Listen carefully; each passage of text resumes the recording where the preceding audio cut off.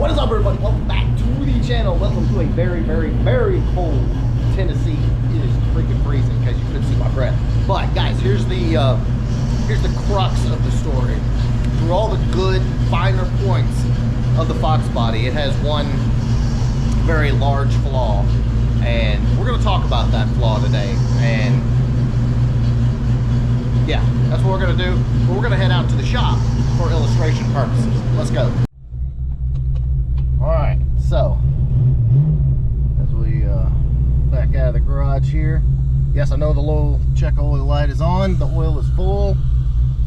Old car problem. So that's what we're talking about today, guys. And go ahead, before the video gets started, drop me a comment below on what you think is one of the biggest drawbacks to the Fox body Mustang. Alright, so let's get inside. Let's talk about this flaw. Alright guys, so through the 60s, the 70s, 80s, 90s, most of the muscle cars, whether it be from Dodge, Ford, Chevrolet, were 5-lug. All decently sized vehicles. I mean, we're not talking about the compacts that were coming into their own back in the 80s and 90s. Everything was 5-lug. Everything. Didn't matter what the manufacturer was. So here comes the Mustang in 1979, and guess what? 4-lug. That, boys, is a major problem. And to explain why that's a major problem, we're going to do a little history lesson. Alright, so as I stated earlier, all through the 60s, 70s, the muscle car eras, everything that everybody was putting out was a 5-lug. Okay? That didn't really change much other than the Fox body Mustang as you went into the 80s, the 79 into the 80s. So the issue was all of the manufacturers, and there weren't many of them back in those days for wheels, did this. As you can see, you had two different lug patterns, both 5-lug, and so this wheel would be basically a universal, and it would fit anything. For 30 plus years, nobody was making wheels that would fit these cars. Alright guys, so I am gonna, if you're not OG, this is gonna kind of blow your mind a little bit. And we're not even going back to the Stone Ages. We're talking July of 1999 muscle Mustangs and fast forwards. When it came to wheels, this is what you had. And bear in mind, 1979 was the first year the Mustang came out in 4-lug. As you can see right here, oh, excuse me, those are Waffle Stars. Those aren't even 4-lug. Ponies. 4-lug Cobra R's. That was it. Okay? You could get drag lights. You couldn't get Pro Stars. You could get drag lights.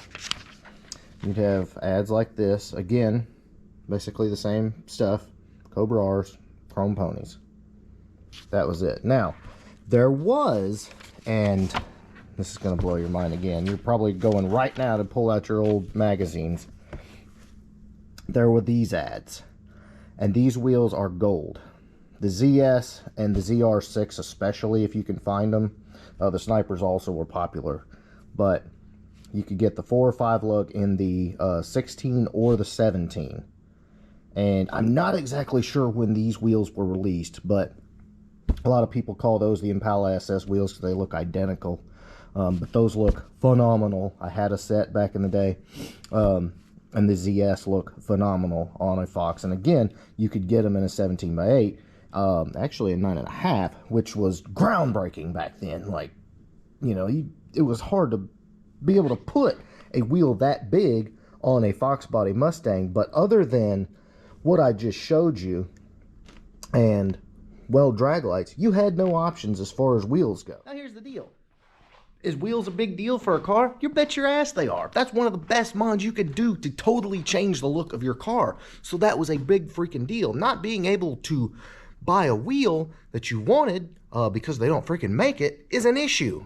It's not, you know, an issue because the 4-lugs are weaker and they can't handle the power or anything like that. It's simply a matter of aesthetics. And also, it wasn't until later that Cobra Brakes made a 4-lug brake kit that allowed you to put big brakes in a 4-lug application. So you were essentially stuck with 4-lug and those brakes, the smallish brakes, unless you decided to go to 5-lug. And there was 2 different ways you could do it. Let's talk about that. All right, guys, as time went on, people started figuring out that you could convert these to 5-lug by using a 5-lug rotor, because the studs on these designs are made into the rotor. The center section has a serviceable bearing, which means, and actually if you go back and look, they were supposed to be pulled out and repacked about every 30,000 miles and replaced every 60,000. So the bearings in there were serviceable, and that was the type of hub assembly that these had. And for the Mark 8s and also I believe the SVO, you could buy a rotor that was 5-lug that was the same design, that would essentially, all you had to do was swap the rotor and make these 5-lug. Where you came into an issue is right here. Because you had a serviceable bearing on this design, you had this big thick dust cap. So a newer style wheel that had this smaller center cap wouldn't clear this. The only way you were going to, you could physically bolt that 5-lug wheel on, but you were not able to run the center cap unless you went to the newer sealed bearing design that didn't show up until 1994. So yes, you could physically bolt on with rotors and 5-lug axles, you know, with drum axles in the rear. You can essentially make your car 5-lug, which did open up a world of opportunity for you. But for some of the wheels, and these wheels kind of came later on the Terminators and stuff that people really wanted to run, to be able to actually effectively run those without machining the rotor and beating your dust cap in, was to actually go and change your spindle and go with the newer style sealed hub assembly design. So the biggest issue you had there, if you really wanted to do a 5-lug swap right, to where you could bolt on any wheel you want and run the center cap, required quite a bit of work and quite a bit of money. Changing spindles, changing the hub assemblies, changing the axles, the brake lines had to be made. If you did go disc brake in the rear, you had to change, you know, get the custom brackets made for the disc brakes. It was a big freaking deal. But there again, if you wanted to run a good looking wheel on your Fox body, that was really the only option. The other thing is, people undoubtedly, because they're big and they look cool, wanted to run the Cobra brakes that showed up on the 94 Cobra, and of course the 93 Cobra R.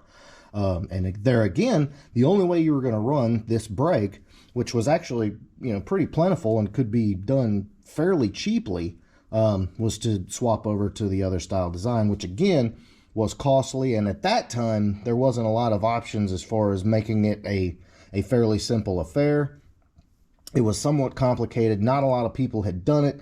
So there again, the average enthusiast, it was just kind of pretty much out of the question. So in saying all of that, do you need to convert your Mustang to 5-lug? And the answer is absolutely, positively, no, you don't have to.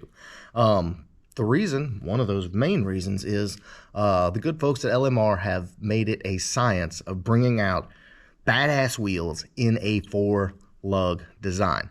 Now, if you want to run the big brakes, yes, you're going to need to go with a Bear, or you're going to need to go with the newer style. But most of us don't need to do that.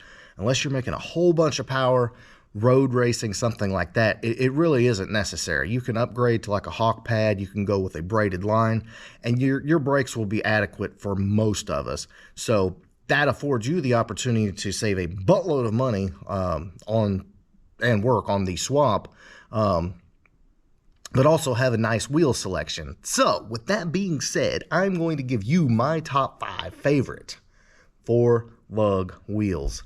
And I got to tell you, we're living in great times, because to be able to just slap a wheel on your car in a 10-inch also, 10.5-inch, and a big meaty tire on the back of your Fox body.